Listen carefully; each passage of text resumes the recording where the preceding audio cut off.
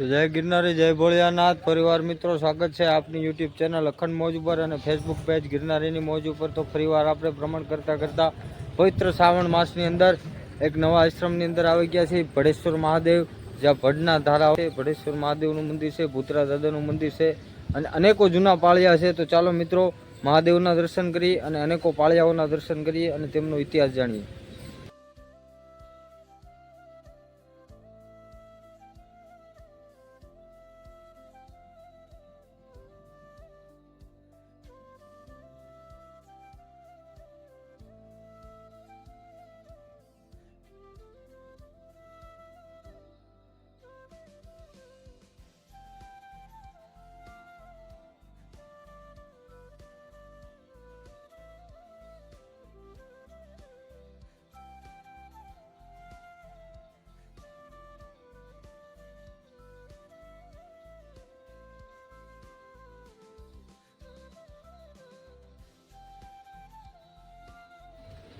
तो આપણે ધીરે ધીરે મહાદેવ તરફ જઈ રહ્યા છીએ।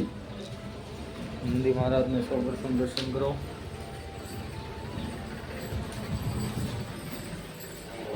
ગણપતિ હનુમાનજી મહારાજ, ગણપતિ મહારાજ તેમજ ભડેશ્વર મહાદેવ આપ જોઈ શકો છો।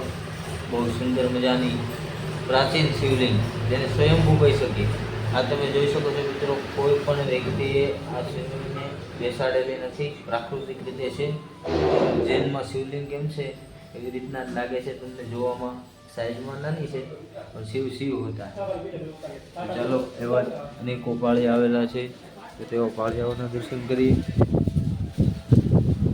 તો તેવી જ સોરઠની ધરતી, સુરા જતી સતી અને ભક્તોની ધરતી, એવા જ અનેકો પાળિયા આ ધરતીની અંદર થઈ ગયા છે।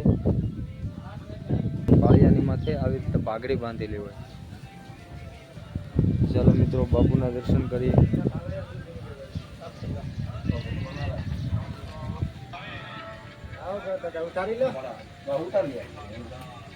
શિવ સંતો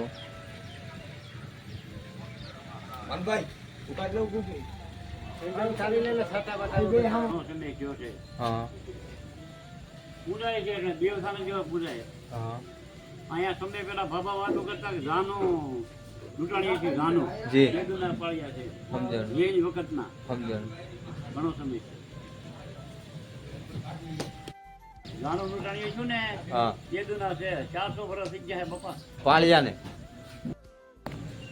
તો જય ગિરનારી જય ભોળિયાનાથ મિત્રો, ફરી એકવાર આપણે સોરઠની ભૂમિ, સંતો સિદ્ધો અને સાવ જૂની ભૂમિમાં આવી ગયા છે એક સિદ્ધ મહાપુરુષના દર્શન કરવા માટે। તો આપ દર્શન કરી રહ્યા છો બાપુના। તો બાપુ થોડોક જગ્યાનો પરિચય આપશે। ભૂતરા દાદાને છે, ભડેશ્વર મહાદેવ, ઠીક હો, ભડેશ્વર મહાદેવ। દીપમાલાનું બાપુ આયોજન નહીં ક્યારે છે? આજે સાંજે।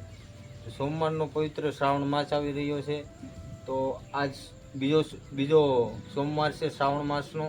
તો આજે દીપમાલાનું પણ આયોજન છે। તો જો કોઈ મિત્રોને આવવું હોય ભડની ધાર ભવેશ્વર મહાદેવના મંદિરે દર્શન કરવા આવી શકો છો। તો જય ગિરનારી જય ભોળિયાનાથ। તેમજ બાપુએ અંદર એક ગળામાં એકમુખી રુદ્રાક્ષ કરેલો છે, બાપુ એના વિશે થોડુંક જણાવવાની। બાપુ सारे एक मुखी असल मुखी है जी, ओरिजिनल जी।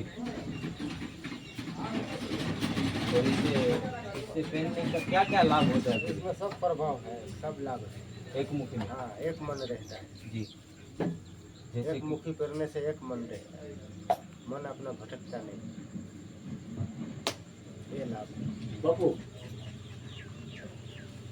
गुरु जी, इसका लाभ तो आपने बता दिया, लेकिन ये बहुत दुर्लभ चीज है, आमतौर पे पाई नहीं जाती कहीं पे। एक मुखी बहुत दुर्लभ है। ये नेपाल में मिलता है जी, एक मुखी। जी जी। ये नेपाल के रानियों देता है। नेपाल की रानी हाँ, संतों को संतों को देता है, भेंट पूजा होती है, पूजा देता है जी।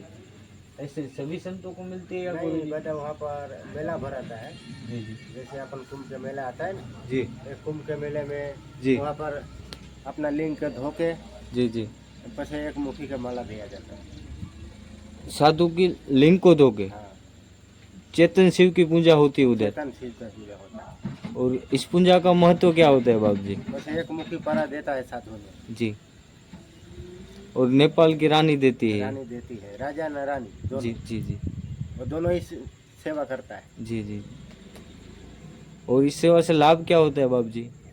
लाभ होता है ना, अपने आशीर्वाद मिलता है हमें वाले। जी जी। तो सब सभी उसको शिव का आशीर्वाद मिलता है। जी गुरु जी, साधु ऐसे स्वयं शिव ही होता है। हाँ। अमावस के दिन। આવતી અમાવસ્યા हाँ, આવતી अमावस। ઘીની પૂજા છે મિત્રો, જે કોઈ મિત્રોને આવવું હોય ઘીની પૂજાના લાભ લેવો હોય हाँ जी। તો આવી શકે। રાત્રિનો સમય છે ને બાબુ? જેમ કે રાત્રિનો 9 વાગ્યાનો સમય છે, તો જે કોઈ મિત્રોને આવવું હોય તો આવી શકે। બાબુ એ પૂજાનું મહત્વ શું? महत्व तो बहुत है ना, शिवरात्रि का महादेव का आशीर्वाद सबको मिलता है। और આવતી सब અમાવસ્યા देवी देवता का 33 करोड़ देवी देवता का सबको आशीर्वाद मिलता है। જી ગુરુજી। तो सावन महीना ऐसा है कि इसमें सबको भावना का आशीर्वाद सबको मिलता है। जी जैसा जिसका सेवा, जी जिसका जिसका कर्म। जी। और श्रावण महीने में तो ऐसा कहते हैं गुरु जी कि शिव जी की असीम कृपा होती है। हाँ, क्योंकि अभी वो सामने अभी जागरूक है, जी ऊपर है। जी जी शिव जी। हाँ, अभी जागरूक है। और इस समय इसके समय है अभी जी। 1 महीना, ये पतना तो 4 महीना पताल में रहता है। शिव जी। हाँ, जी जी अभी इसका समय ऊपर है। जी जी। अभी विष्णु परमात्मा अंदर गया है पताल में। शेष सागर में शयन करने के लिए। हाँ।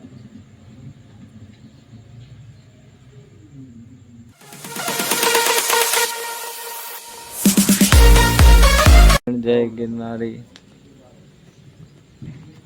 તો આવા જ અવનવા સાધુ સંતો અને મહંતોના દર્શન કરવા માટે અમારી યુટ્યુબ ચેનલ અખંડ મોજને લાઈક કરો, શેર કરો, સબસ્ક્રાઈબ કરો અને ફેસબુક પેજને ફોલો કરો। તો જય ગિરનારી, જય ભોળિયાનાથ, હર હર મહાદેવ।